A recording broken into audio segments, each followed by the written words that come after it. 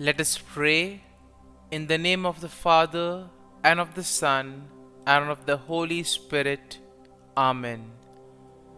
O Jesus, through the Immaculate Heart of Mary, I offer you my prayers, works, joys, and sufferings on this day for all the intentions of your Sacred Heart, in union with the holy sacrifice of the Mass throughout the world, in reparation for my sins, for the intentions of all my relatives and friends, and in particular for the intentions of the Holy Father. Amen. Let us pray for the intentions of the Holy Father for the month of February. For the terminally ill, we pray that those with a terminal illness and their families receive the necessary physical and spiritual care and accompaniment. Our Father, who art in heaven, hallowed be thy name. Thy kingdom come, thy will be done, on earth as it is in heaven. Give us this day our daily bread, and forgive us our trespasses, as we forgive those who trespass against us. And lead us not into temptation, but deliver us from evil. Amen. Hail Mary, full of grace, the Lord is with you. Blessed are you amongst women, and blessed is the fruit of thy womb, Jesus. Holy Mary, Mother of God, pray for us sinners, now and at the hour of our death. Amen. Glory be to the Father, and to the Son, and to the Holy Spirit, as it was in the beginning, is now, and ever shall be, world without end. Amen. My dear friends, the Word of God welcomes us this morning. And as we begin this day, let us begin by spending time with the Lord. As we have decided to welcome this day in the presence of the Lord, let us begin by thanking Him for all that He has done for us, all the blessings that He has bestowed on us, and most importantly, for all the graces, for all the favors that He has given us right from our birth till now. On many occasions, we see that because we are caught up with so many other activities, because of our busy schedule, we don't pay attention to these small details that are there in our lives. Very often, these graces, these blessings, which are so important in our lives, are kept aside. And therefore today, as we begin today's morning prayer, we ask the Lord to give us the grace so that we may be able to appreciate the good things that He has done for us. And therefore, it is appropriate that we begin today's prayer by thanking the Lord for all that He has done for us. First and foremost, we thank the Lord for the gift of life, for giving us talents, abilities, and various opportunities in our lives. We also thank the Lord for the gift of our family members, friends, relatives, near and dear ones, and all those who play a very important role in our lives. Now we see that there are so many people who have been instrumental in our lives in so many ways. These people have dedicated their time and effort, and thus they have shaped and helped us become who we are. And therefore we thank the Lord for their presence in our lives, and we also ask the Lord to bless them so that they may be able to have the fullness of life. We also thank the Lord for the gift of this day, yet another day that we have been given to make good use of our talents, of our abilities, and more importantly, to make a difference not only in our lives but also in the lives of those around us. We also thank the Lord for the various opportunities that He has given us. Opportunities to put our talents, to put our abilities to use, and at the same time, opportunities to help others make a difference in their lives. Lord, we also want to thank You for all the experiences that You have given us. Some of these experiences may be really good.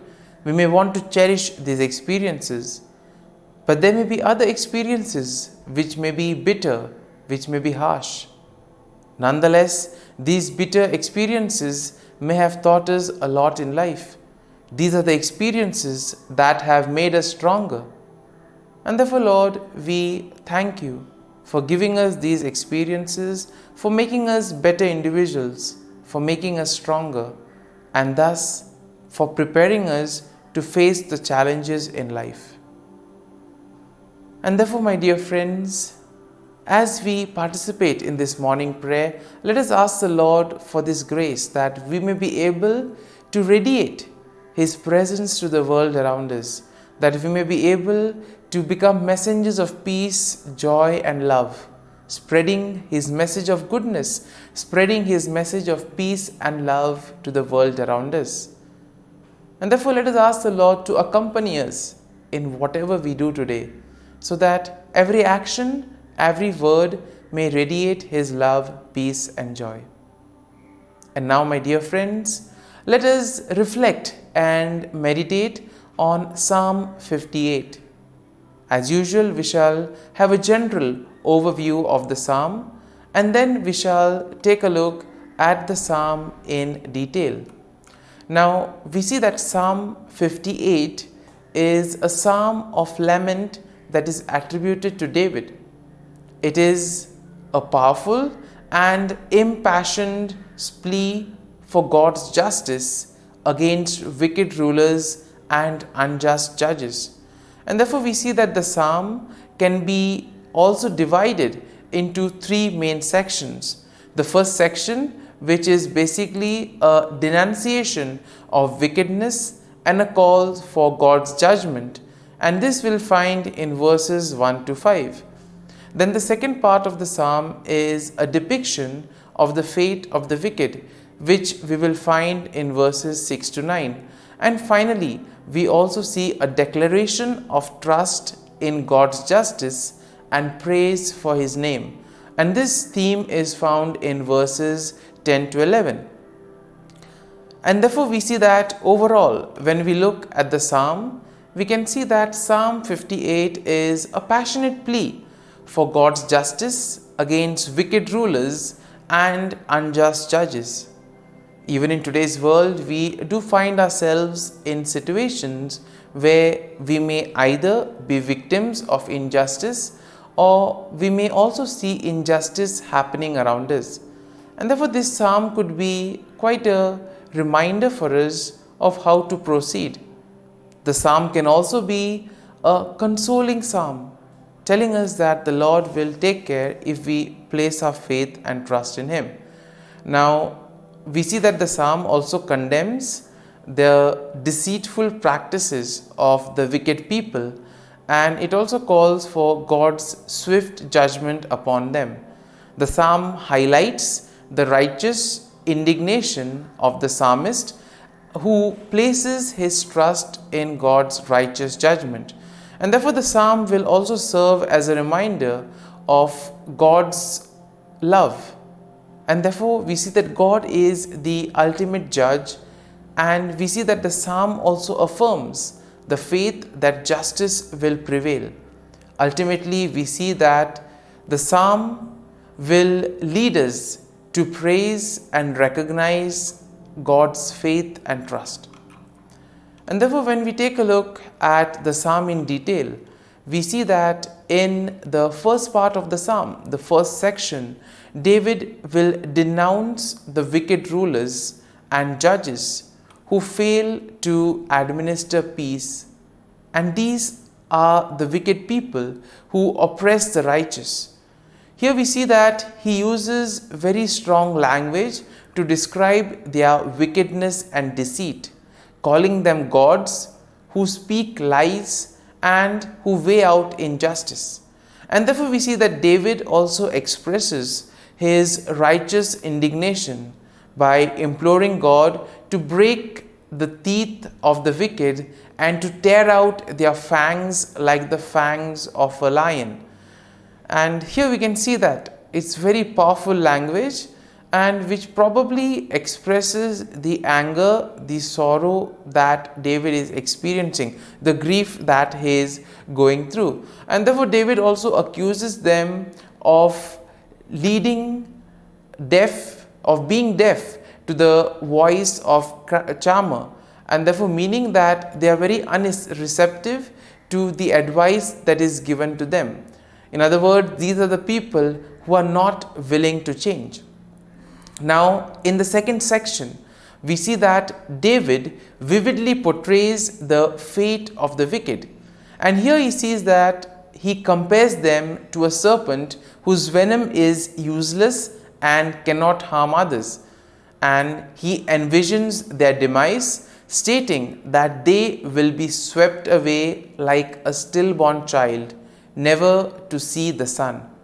Once again, very strong language which probably expresses the grief that David is undergoing, also the fear, the anger that is there within. And here we see that David emphasizes that God will swiftly and decisively judge these wicked people.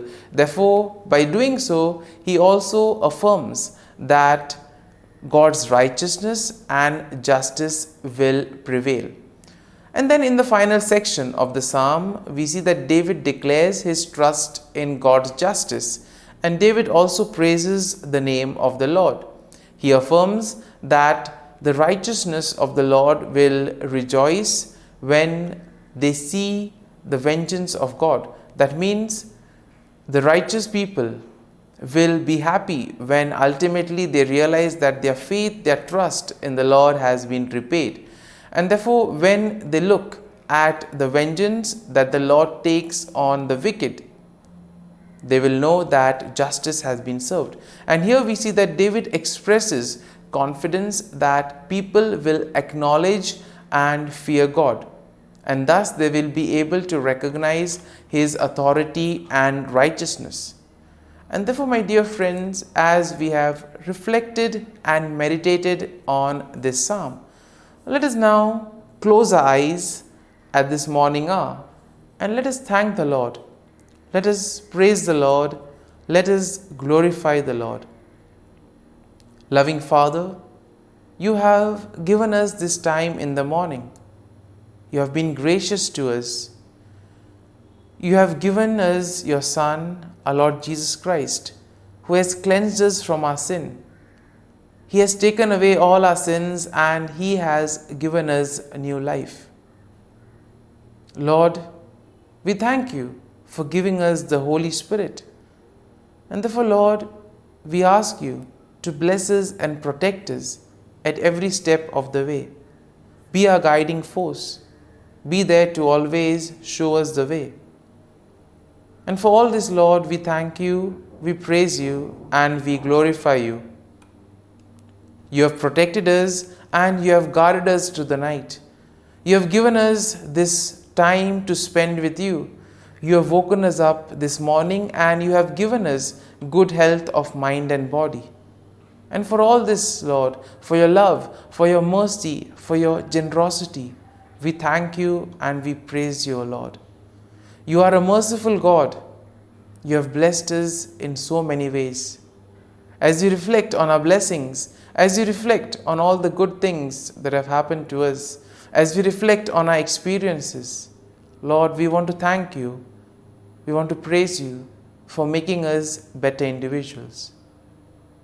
And now, my dear friends, let us spend a few moments in silence and let us reflect on the psalm.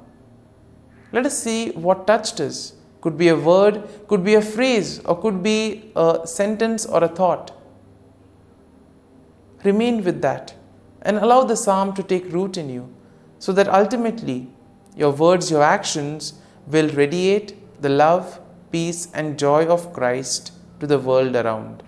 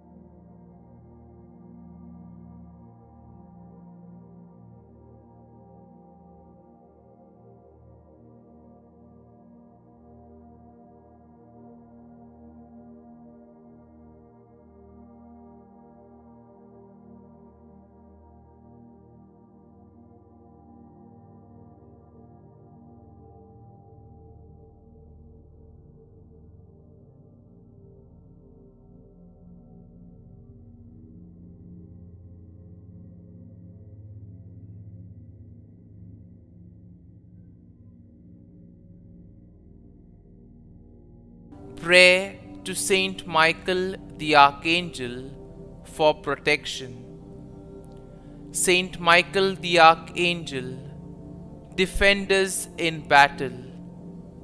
Be our defense against the wickedness and snares of the devil.